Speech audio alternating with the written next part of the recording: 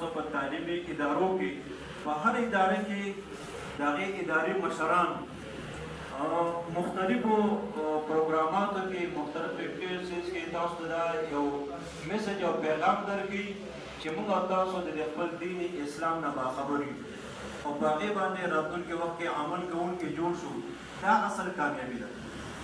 ګورئ موږ تاسو یو سړی یو ماشوم انجینیر جوړېږي، ډاکټر جوړېږي، وکیل جوړېږي، د قاضي او جج جوړېږي یا چې کوم دی د معلم استاد جوړېږي. هر یو دغه چې کوم دی عهده دی حاصله کړي د ده لپاره په هغه عهده کې ربنې بنیادي څیز چې کوم دی هغه څه دی دین اسلام باندې عمل کول. یو سړی اعلی تعلیم یافته جوړ شي په ایډیو کې خو چې دی د اسلامي د خپل اسلام د مذهب او د دین نه چې کوم دی باخبره وي نو په هغې به عمل کوي. هغه کومه ذریعه د معاش ده